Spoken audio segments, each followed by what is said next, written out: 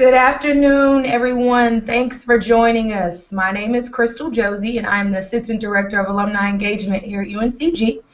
And today we are hosting the live event for in our Spartan Share Series for professional and career transitions. And today we have a few guests from Career Services, and I will introduce them here shortly. But just so you know, just a couple of housekeeping rules so that you are able to interact with us today. We will have a Q&A session. If you are joining us live in the Google Hangout, if you have the Q&A app open, you will be able to type your questions in, and we'll be able to select those questions and answer them as they come in throughout the presentation. But again, at the end of the presentation, we will have an opportunity for a formal question and answer session. We have two more events coming up this month to complete the first ever Spartan Share Series. Next week, join us for the Traditions UNCG and Women's College session with Erin Larimore from the University Archives and Dr. Bob Gatton. And then the last installment will be for all of the first-time home buyers. We will have a panelist of alumni that work in the real estate field. We'll have a real estate attorney. We will have a mortgage professional as well as a realtor to answer all of your questions and explain the process from beginning to end. Today we have Meg McKeon, Dr. Meg McKeon, who is the Director of Career Services for the remainder of the academic year. Meg is a senior higher education administrator with a wide range of experience and work with public, private, and professional schools. Meg has served as a consultant and as faculty member, teaching in courses related to her Doctor of Education in Higher Education Management from the University of Pennsylvania. She has a Master's in Social Work from the University of Maryland, Baltimore, and her Bachelor of Science in Recreation from Shepherd University. Meg started here a couple of months ago and will work closely with the staff to expand the Career Services group here at UNCG to service our alumni and our students. We also have the interim director, Kayla Taylor. She is a certified strengths-based educator, higher education professional, and licensed North Carolina attorney, gaining experience in providing career coaching, advising, and professional development for students in both undergraduate and graduate and professional programs. As a people and program developer, she enjoys intersection between confidence and hope and meaning and purpose in the career development process. As a North Carolina attorney, she's engaged in developing knowledge in estate planning, nonprofit management, and special education law. Kayla received her bachelor's of sociology from Wake Forest University, as well as her Juris Doctorate and Bachelor's of Civil Law from Louisiana State University. So I'm going to turn it over to Meg, and she is going to begin our presentation. Give me one moment to get that loaded, and we will take off.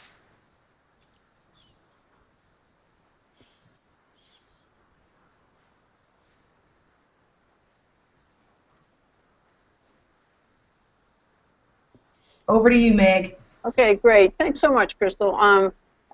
Good afternoon, everyone. This is exciting for us to participate in the Spartan Share Series, and we thank Alumni Services for all the events that we partner with to reach out to all of you and connect students with alumni and vice versa. One of the things that I think is exciting about this is an opportunity to talk about something that I think frightens a lot of people, which is that they want to change jobs mid-career, or they may even find that they want to change careers. And in the short time that I've been here, I've worked with alumni who are struggling with that. And you know, a lot of what we do here, and Kayla's going to talk about how we help people make decisions about those things, is really applicable to any of us at any stage of our career and our professional development. So there's a lot of statistics that get thrown out around, and you might have heard it, that people now change careers 4 to 7 times in their lifetime, in their professional time. And one of the things I want to let you know is that, yes, people do change careers, but that number, we're not sure where it comes from. It does not come from the Bureau of Labor Statistics, but you may have heard it. But what we do know, just from our own experiences, that we do change careers. I'm a good example. I started off with an undergraduate degree in recreation, became a social worker where I practiced as a therapist and a clinical director. I then found myself as a faculty member at a college, and then as a vice president for student affairs at a college. So I've had job changes as well as career changes, and those transitions have been challenging at times. And those are things that are going to be supported by your skills.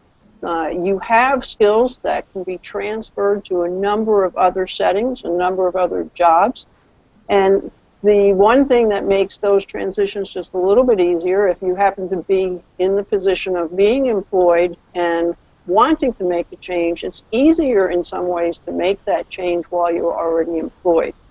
So I want to talk a little bit about things you might want to do if you're thinking about making a career change.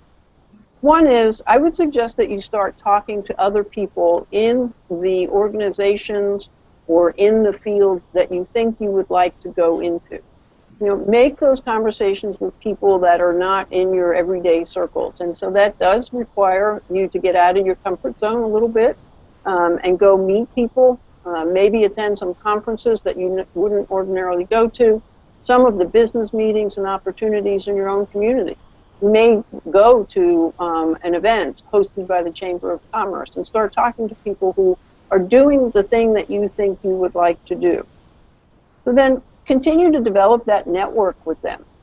Some of you may have attended our networking events here, the reality check, and you know that we tell students and professionals that networking is key, and it really is, even as you're trying to change your career or your job. The key here is to start networking with people in a different environment than what you're already working in. Another step that you may take is you're starting to think about, gee, I'd really like to do this. Or you have another idea, gee, I'd really like to do that. So find some people who do that, the thing that you think you want to do, and go and shadow them. Ask them if you can spend a day with them in their agency setting or their office setting or wherever they may be working, so that you can get a real sense of what it is they do. Sometimes, especially if we're in a job that we're unhappy with, we might fantasize about what another job is. So the best way to get some real good experience is to shadow someone and start seeing if that's really something that you want to do. I often hear people say that they have a passion for something and they really like to do it, and it's something that they've done after work or outside of work. And I often wonder if that's really their passion for career, or if that's the thing they want to keep as a hobby or as an avocation as opposed to a vocation. And so I think it's important to ask yourself those questions. But the way to really get a hands on that is to shadow some people and see what it's really like to be in that role for a full work day, or maybe several days if they allow you to do that. I also think it's important to identify your strengths, and Kayla's going to talk about that, to really think about what it is that you do and you do well, because you're going to transfer those to other positions and jobs. And some people will look at your skill set and your resume and see that what you do really does apply to a position they need that you may have discounted. Sometimes it's easy to get stuck into worrying about making the change. You know, changing a job or changing a career can be frightening. It takes the foundation out from under us sometimes, and sometimes we overthink it. Somebody once used the term paralysis by analysis, by overthinking. We know we're not happy, we know we want to move on, but we're so fearful of taking that leap. So that's where the networking and the shadowing may help you a little bit move on. And remember that taking that action will produce more clarity for you in what you want to do and how you want to move on.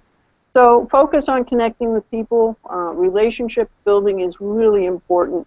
And you'll find that a lot of people will be able to offer you suggestions or ideas. And Sometimes it may be you just being able to say, I'd really like to do something different, and you may say that to a person who says, you know what, I think you'd be really good at this, and I know this person, so let's take advantage of those opportunities as they come along. Some of the conversations I've had with alumni since I've been here, it kind of goes like this. They come in and they talk about they've worked a lot, they've held a lot of positions, they're ready to do something else, and their first question to me is, the first statement is, I need to get a master's degree, but I don't know what to get a master's degree in, or I need to get another bachelor's degree. So that's a big jump from I'm in a job and I don't like it to the only way to get another job or another career is to get another degree, either a bachelor's or a master's. Some people want to go for a PhD. That's another whole conversation, I think. But don't make that leap right away. Work experience, life experience, on top of the degree that you already have, may be the thing that you need. And so don't start with I need a degree and try to figure out what degree to get. First start with what is it that you're interested in doing, and then let us help you determine whether you need additional training, if you just need some exposure to that job, or if you really do need to go into another degree, which is a major investment in time and energy and, of course, money. So those are some of the things that I would say that you may want to consider if you're thinking about changing positions. I would also say that keep in mind that it's not something that you can do on your own. Make sure that you have a good support system that understands why you're looking, why you want to make that change, and include anybody who may be affected by that change in your conversation and your plans so that you have the support. I think that's really important. So I think with that, I'll turn it over to Kayla, who can give you some more specific ideas. Yeah, thanks, Meg. That was great. I'm over here taking notes myself. That was awesome. So moving on to what we call our career ID. We, a couple of years ago, thought about creating some kind of visual that will actually show all the things that we want students and alums to think about as they go through their careers. So like Meg said, regardless of where you find yourself, all of these categories are important for you to reevaluate. So we use this visual that looks like a driver's license, right? And just like your driver's license is unique to you, your height, your weight, your name, your address, the same thing is true for your career ID. And just like the driver's license, where it expires and it needs to be renewed, that is the same with your career ID. So if you find yourself in career transition, this is all the perfect time to actually look at your career ID, which is who are you and what do you have to present and offer to the world of work. It's a good time right now to actually go through these 6 categories and spruce these things up along the way. And these also are 6 categories in which our services that we offer to you guys are here as well. So let's just get started. I'm going to actually go through all 6 categories just very briefly, and hopefully we have some questions at the end that we can answer. So the first is interests and values, and so it is very important to know what you're interested in. And like Meg said, lots of times if we find ourselves in career transition, it's because we are interested in something else, or we want to go a little bit deeper, or study a little bit more in a particular subject, or you want to work with a particular population or work towards a certain issue or cause. It's important for you to figure out what are your interests, because you're going to be investing in a lot in making this career transition. So like Meg said too, like sometimes when you're going into a new territory, it can be intimidating, it can be scary, but one way to build confidence is to show a genuine interest in what it is that you are going after. And I tell you, it comes across in so many ways. That's one thing that we hear from employers often as a complaint. Why are people not interested? And I think a lot of it is because we're playing it safe in the interviews, and we're just, we don't want to seem desperate or over interested. But there's no such thing really. If you have a set interest or a set passion in what you're interested in what you want to do, it's important to show that. But if you have no idea, you just know you just don't want to be where you are right now, we also offer some online assessments for you that could help you with figuring out your interests. Values are important. So whether they're family values, core values, or even work values. Do you value flexibility? Do you need flexibility right now in this season in your life? Do you value having your weekends free? Those are important questions. Also, do you value making a whole lot of money? Well, yeah, if you value that, that's important to know, because if you make a career transition, oftentimes you may have to take a pay cut to get into the field that you're in. And so if you know that you're serious about moving another direction, that's my story, is that I knew I wanted to move in a certain direction. I was going to have to take a pay cut. But I had to get myself in a place financially to be able to make that pay cut. And I had to make sure that everyone in my family agreed with that pay cut. But it also wasn't like number one of my values. One of my other values, my main value at the moment, at that time, was flexibility. So knowing your interests and knowing your values are super, super important. Skills and strengths, I won't spend too much time on this because I feel like Meg spoke really well about skills and knowing what you have to offer the world of work, thinking through those transferable skills that you have developed over time. And lots of times when we're talking to alums, they're thinking, oh, you know what, I have all this experience in IT and it's really sciencey and data driven, but now I'm looking for a job over here in nonprofit and I don't really have any related experience, so I have a blank resume.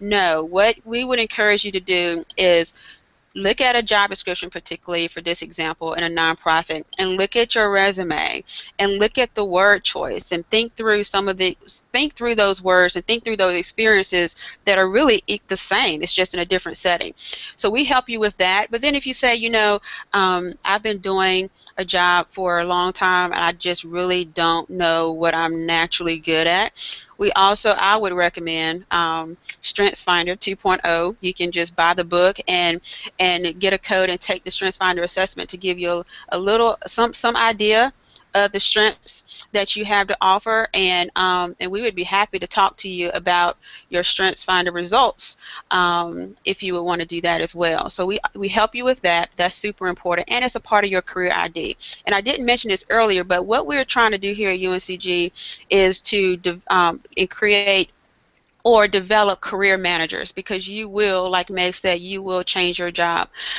multiple times in your lifetime. So getting really good at the renewal process of your career ID and actually studying yourself, everything starts with self-awareness. So those two components are very, very important. Interests and values, skills and strengths, what you have to offer the world will help you take the action that Meg was talking about in this scary new territory, because it will build confidence for you.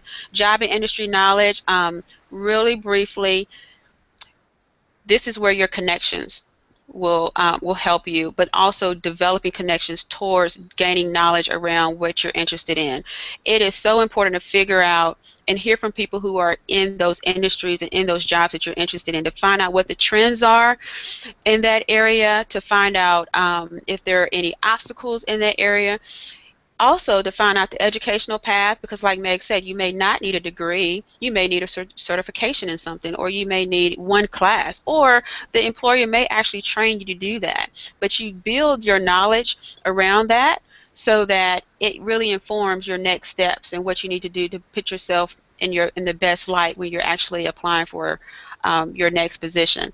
Marketing materials. And so the left-hand side of the career ID is really those internal things that we want to work on and build our knowledge base and research around. The right side of the career ID it's the external face of your career ID. So how are you presenting yourself? What is your brand? Marketing materials, so your resume and your cover letter, personal statements if you do intend to go back to graduate school.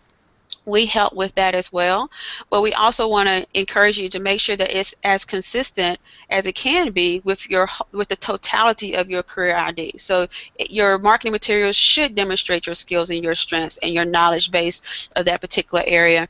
Online presence. is important as well. And when we talk about online presence, we're talking about all things online presence. So any social media platform, particularly LinkedIn, and we would definitely encourage you, if you haven't already joined the UNCG Spartans Network, the official network group on in LinkedIn, we would encourage you to do that. But that is super, super important, because we know that 98.6% of employers will Google you after they receive your application. So it should look presentable and professional, and it should make a statement. And you should actually use that space. If employers are going to be there and they're looking for you there, you should actually use that space to your advantage. And then lastly, communication and image. We definitely enjoy helping you with the interview process. I definitely believe in practicing interviews. I feel like interviewing skills are the skills that everyone, regardless of how many interviews you've had or whether you feel like you're a great interviewer or not, I feel like interviewing skills are the skills that anyone can practice and get better in. And so we do have a mock interview program within our office that is available to you as alums as well. Anytime you have an interview coming up and you have time, sometimes we don't have a lot of time to come in, but if you have time to set up an appointment and do a practice interview, we would do it in whatever mode you have that interview. So if you have your interview in a phone mode or a Skype mode or face-to-face, we would practice that interview in that particular mode of your upcoming interview.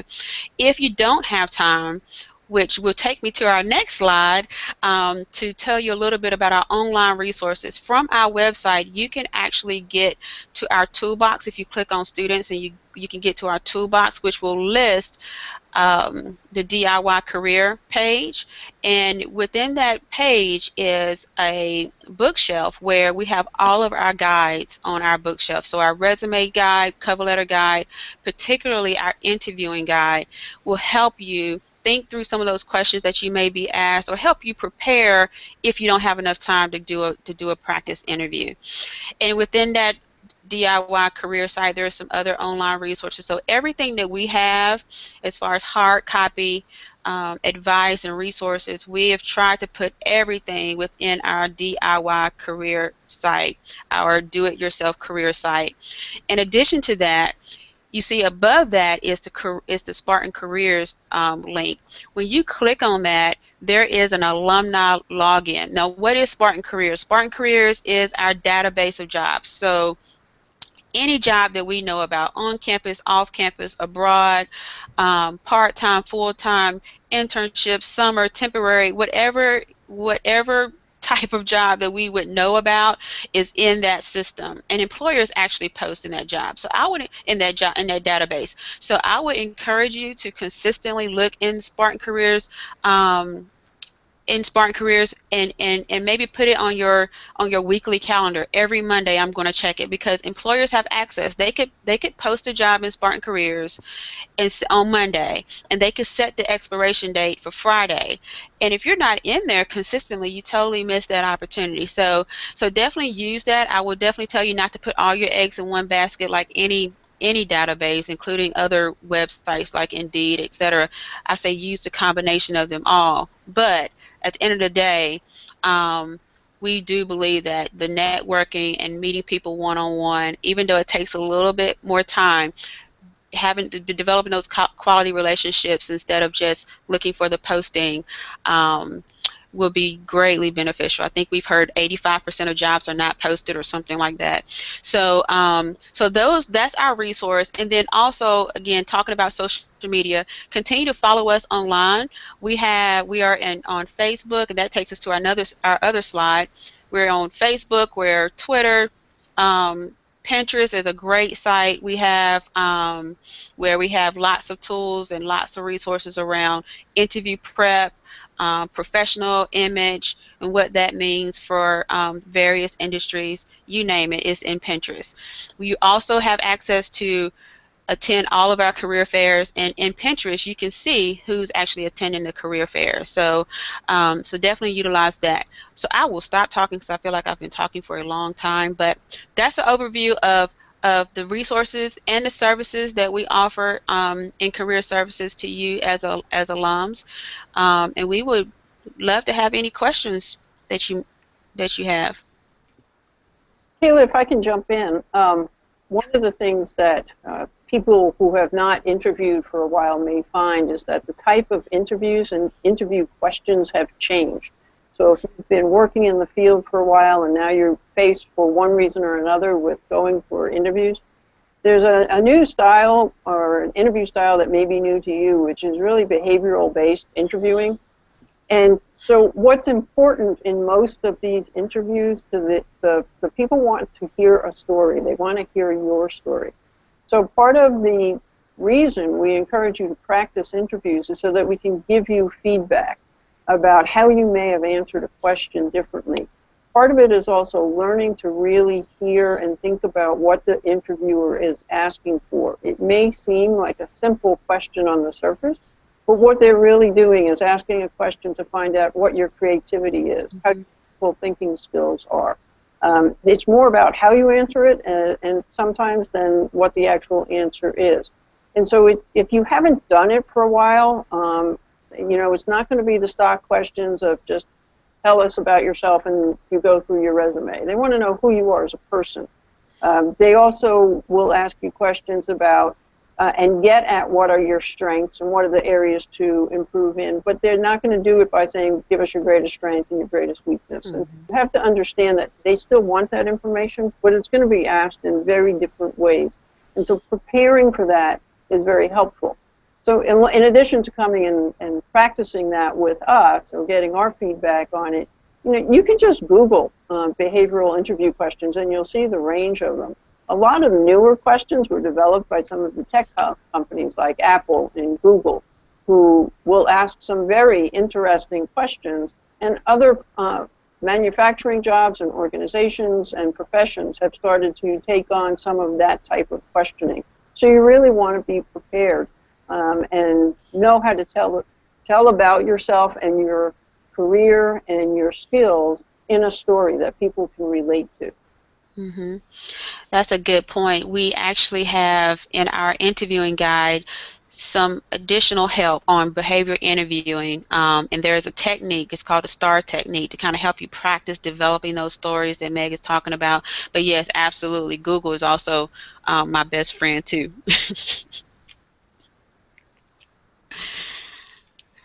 Any questions? It doesn't look like we have many questions rolling in right now. I know that you all talked about the online resources. Are there resources available to alumni on campus? Yeah, so we do offer one-on-one appointments in our office, and so it's just a matter of an alum just calling our office and setting up an appointment. We are going through some organizational change right now, so I would encourage folks to, if you're able to schedule an appointment, to prepare and make the most of that 1 hour appointment with us. We would encourage you to think through all the questions that you may have, bring your resume, bring different types of you know, different job descriptions that you may be considering. Like, just make it a really impactful 1 hour one-on-one coaching session. And so I know that's one thing that we definitely offer on campus face-to-face for alums.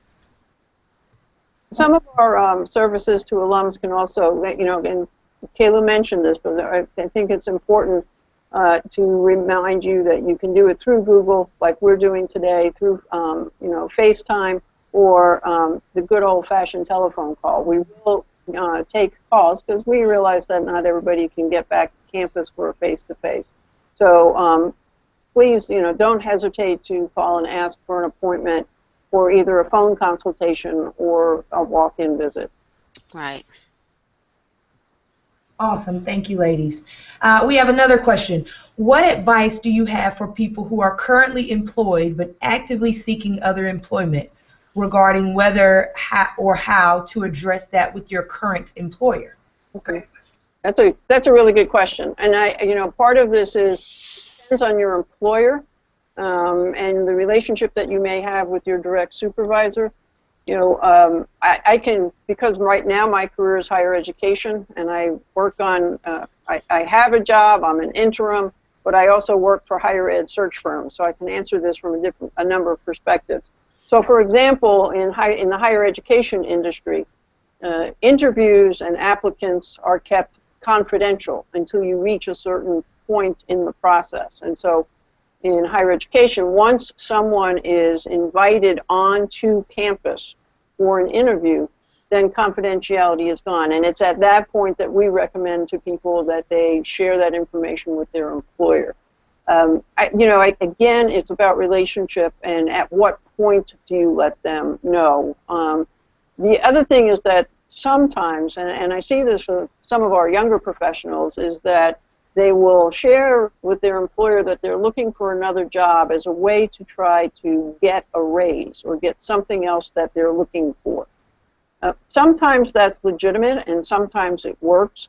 At other times it may cause more tension. So I think if you're really looking, then you wait until you know that you're moving on in a process that is looking very promising before you share that information with your employer. And that's not to say you shouldn't be honest, but you're shopping basically, and you wait until you know you're ready to make that purchase, to take that analogy a little bit further, before you share it with them.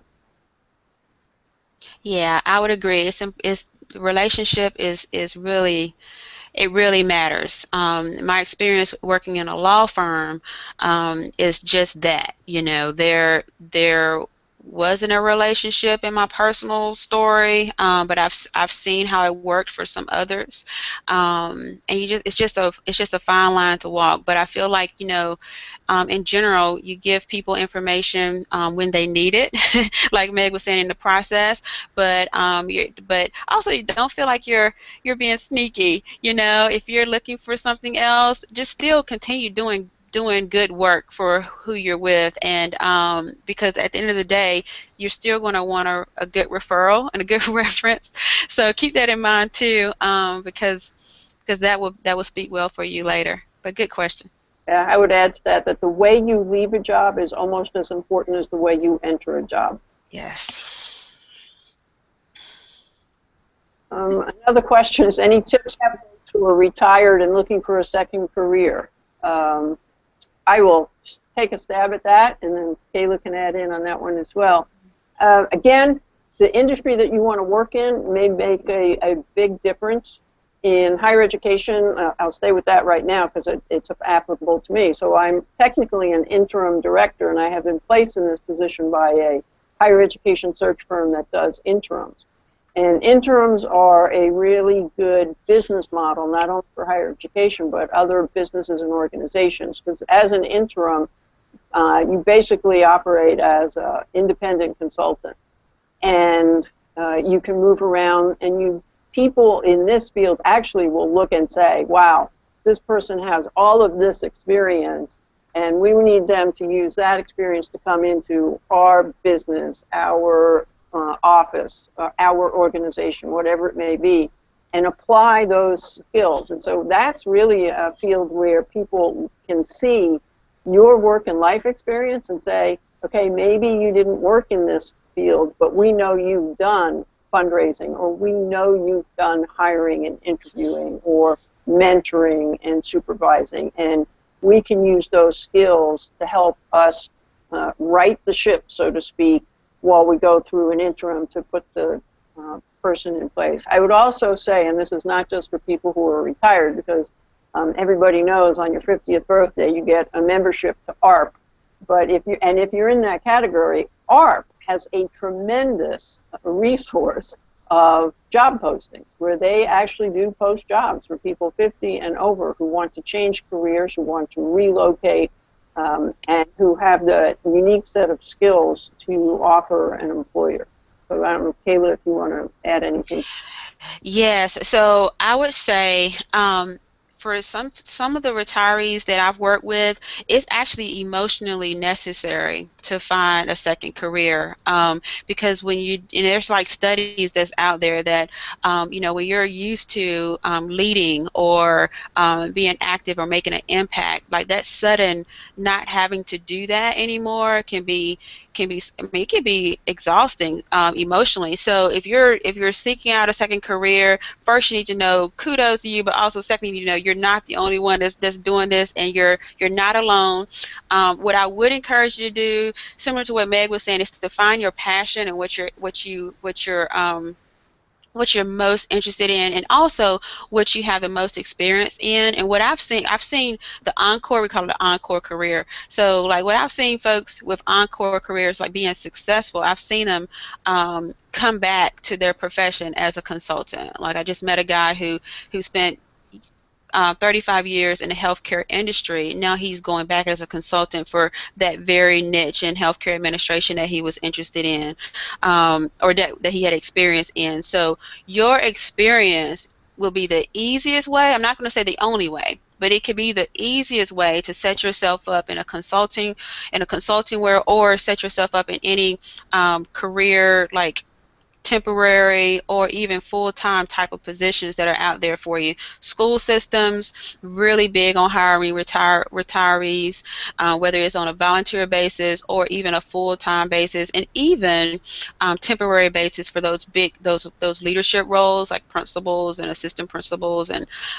even in the central office. Nonprofits especially love to see the encore careers, because there's a passion there. Like you wouldn't work if you didn't want to, and if you didn't have a passion to do it, or if you need to. Like, so that feeds into what they believe in, is that they're people create nonprofits because of the cause or the issue or the population they serve. And so if you found a cause, issue, or population that you're really passionate about, ncnonprofits.org is the website that lists all the North Carolina nonprofits, and you can search by category. Like if you're interested in working with adolescents or animals or whatever it is, you can search by category, and you can also search by county. I would also add that, again, something that we have both spoken about, networking. A lot of the things that I have gotten to do was not the result of me actually looking for and applying for the consultant job. It's somebody knew me and knew that somewhere in my career I had worked in and addressed a certain type of department or run a certain type of agency, and they're like, call Meg, or they'll call me and say, we have this opportunity, are you interested? And I have to take a breath and say, wait a minute, why do you think I can do that? And they're the ones who give me the feedback and say, well, you've done this, or you've had these career things. And so it's networking that is still going to be really important. All right, thanks, ladies. It looks like we have a couple more questions coming in. In our interview, when is the right time to discuss salary? Yeah. So we discuss salary after you get the offer. Would you agree, Meg? Yes, absolutely. I would also say that, please understand the reason I'm going in this direction, though, is that for the women in the audience who are listening, it's one of the weaknesses that we have. Lots of times we ask what the salary is, and then we just accept it. And negotiating that salary and the package, and perhaps relocation fees or some of the other things that go with a job change or a career change, are things that you need to be prepared to ask. And sometimes having the knowledge to ask the question will help you seal that deal.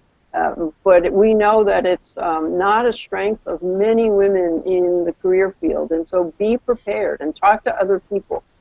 Do your research. One of the firms that I work for is a search firm. And we say to people who are getting ready to apply, check what the salaries are in the type of job that you're searching for, in the geographic area that you're going to be in, so that you know what is reasonable to ask for based on what other people are getting paid in that same field.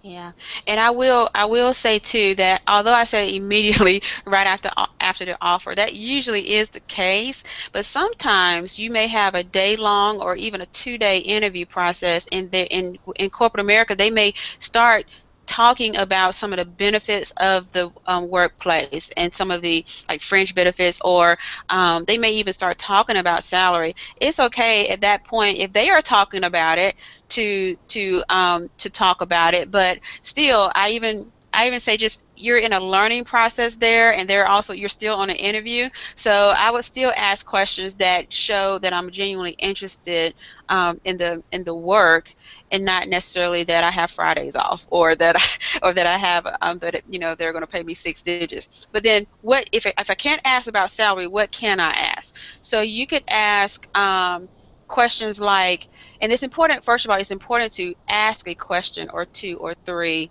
when they are asking you if you have any questions, just to show a genuine interest. But you don't want to ask anything that you could find on the internet. So I usually like to make it a little bit more personal and ask the interviewers, like, what do you like most about working at this organization or company?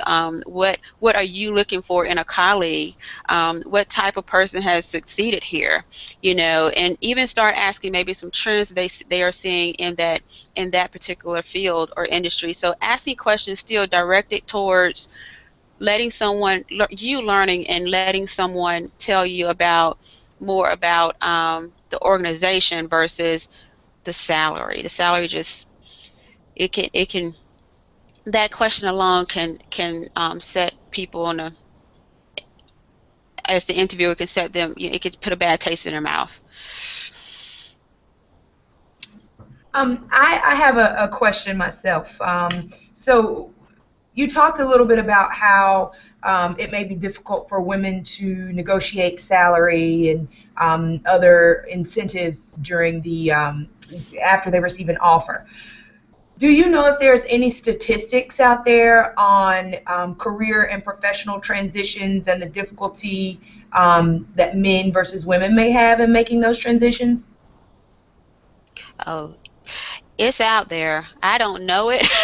I don't know it. I haven't read it, but there is a lot of research and a lot of articles around the difference. I would say difficulty, but I would say definitely the difference between male and female. Yeah, I would agree. There is a lot of information, and a lot of professional networks now offer workshops specifically for women on how to negotiate that salary. I also think, too, right now we're in a unique time in our history where we have actually 4 generations working side by side in the workplace. So you have your traditional workers, you have your baby boomers, Gen X, and millennial. And I think it's the traditionalists, whether it's male or female, who really don't know how to do that negotiation, because they were raised in a time when they were going to be in one job for a long time, and you took what was offered. So it's not just male and female, it can also be generational. And so I would say you do your research. Yeah. A lot of information through the internet. There's information at your library. Go to your Chamber of Commerce perhaps and ask them, see if they're offering any workshops. There's a lot of free information in there. You also, though, with free information, need to be a good consumer. So notice I'm saying go to the internet, but I'm not saying go to Wikipedia necessarily. You want really good sources. There's some information, from the Bureau of Labor and Statistics. There's lots of places for you to do just a little bit of research to find out what you're looking for. Awesome. So along those lines, and piggybacking off a previous question, it looks like we have another question that just came in. What are the resources for finding out what the salary range is for any given job type in a given region? Mm-hmm. Well, most of that information, most things are public, and you can find it, again, by doing just a little bit of research through the internet. If there's a particular type of position that you're looking for, see if there's a professional organization or association that works with that industry or that organization, because they probably make it very public. I know that there are some things, say you're looking to work with a state or a federal agency. That's all information that the public has the right to know, and so you can go to the government sites or the state sites to find out what the salaries are. So UNCG, for example, isn't all the salaries of everybody who works here is public information. So it takes a little bit of time to just look and find out what it is. And then again, it's asking people that you may know who are willing not to share necessarily their salary, but they may tell you what the range is for the positions that they have held or that they do hold or that their company may be hiring for. That's good. And then also there's two websites. Glassdoor.com is one, and it gives you salary information, but it also gives you people talking about the interview process. And it also gives you some insight on what people say about particular, the pros and cons about the companies, organizations. But like with everything, we know that people are more likely to post negative things instead of positive things. I am impressed with Glassdoor and how, especially like when you're dealing with a big company and you're trying to figure out what questions are they really going to ask me, you can actually look it up and see what people have said, and it's really interesting.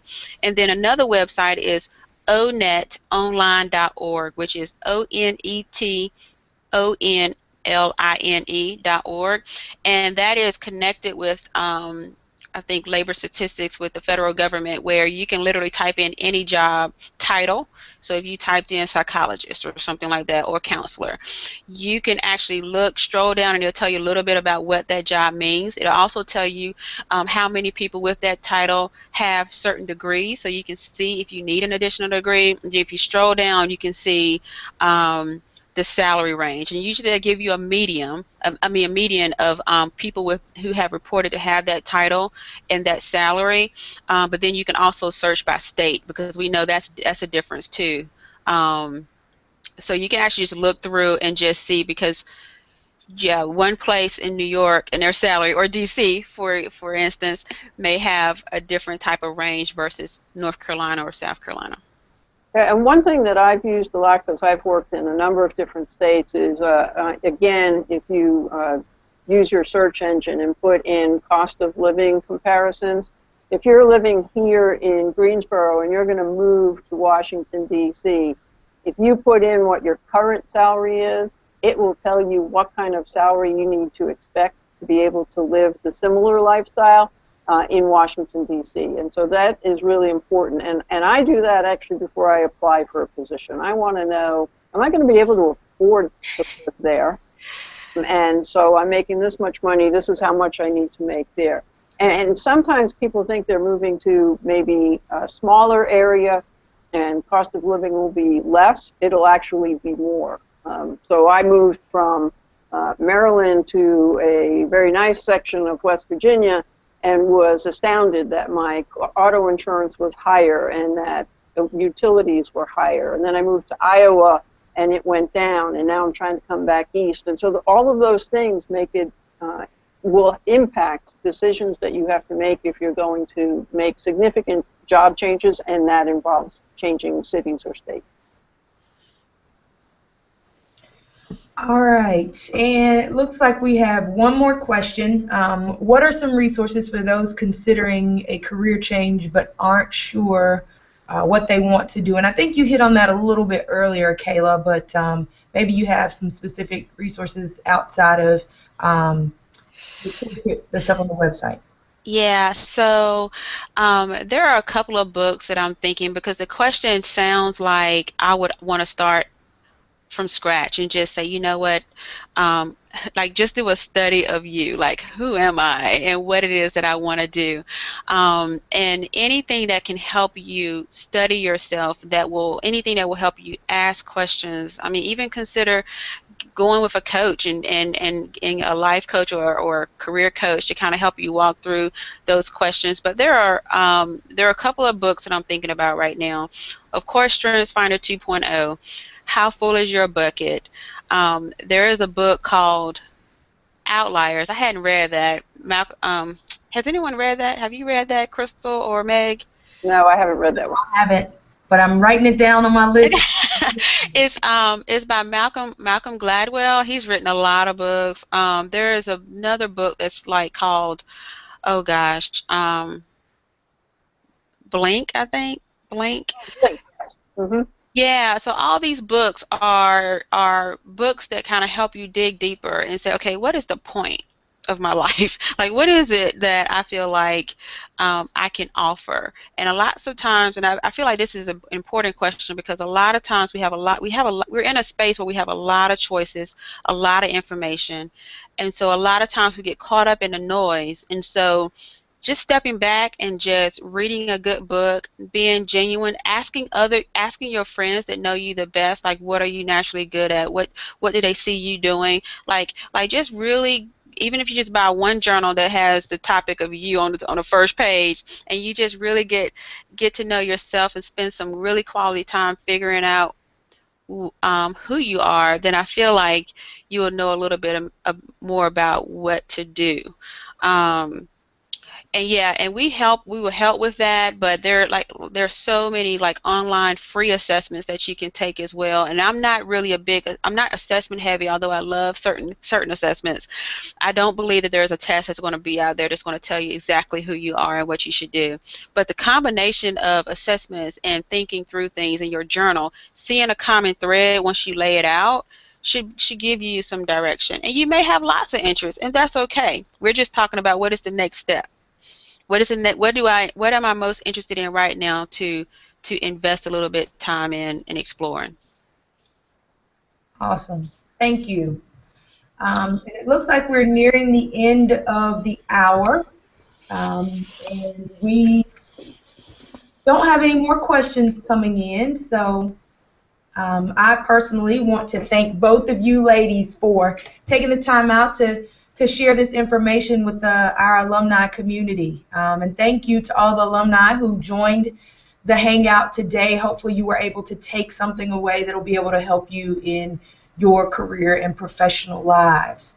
Again, we have 2 more installments for this month's Spartan Share Series coming up.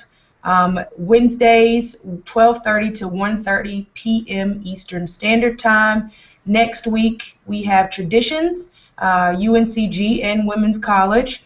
And then the last Wednesday of this month, we will have some real estate professionals join us to talk about the home buying process and to help those who are thinking about purchasing their first home and how you might be able to gain a little bit of knowledge to help ease your mind in that process. This is a recorded session, so feel free to share the stream on our YouTube channel with the rest of the alumni community, and we hope to see you in the coming weeks. Please visit us at alumni.uncg.edu to update your contact information and to keep up on events and programs that we have going on. Thanks, and we'll see you later. Thank you, everyone.